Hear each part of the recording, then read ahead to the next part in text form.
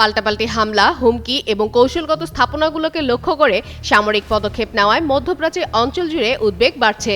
এই প্রেক্ষাপটে সৌদি আরবে অবস্থিত একটি গুরুত্বপূর্ণ মার্কিন সামরিক ঘাঁটিতে ইরানের ক্ষেপণাস্ত্র হামলার ঘটনা নতুন করে আলোচনা সৃষ্টি করেছে। সম্প্রতি সৌদি আরবের প্রিন্স সুলতান এয়ারবেজে অবস্থানরত মার্কিন বিমান বাহিনীর 5টি জ্বালানি সরবরাহকারী রিফুয়েলিং বিমান ইরানের ক্ষেপণাস্ত্র হামলায় ক্ষতিগ্রস্ত হয়েছে। 2 মার্কিন কর্মকর্তার বরাত দিয়ে এই তথ্য জানিয়েছে দি ওয়াল স্ট্রিট জার্নাল। প্রতিবেদনে বলা হয়,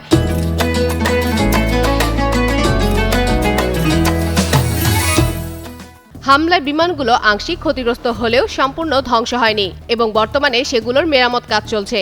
এই ঘটনায় কোনো হতাহতের খবরও পাওয়া যায়নি। তবে এই ঘটনার পরপরই পাল্টা পদক্ষেপ হিসেবে পারস্য উপসাগরের হরমুজ প্রণালীর কাছে অবস্থিত খার্ক দ্বীপে বড় ধরনের বিমান হামলা চালায় যুক্তরাষ্ট্রের সামরিক বাহিনী। মার্কিন সামরিক কমান্ডের দাবি, অভিযানে দ্বীপটির গুরুত্বপূর্ণ সামরিক স্থাপনাগুলো লক্ষ্য করে হামলা চালানো হয়েছে।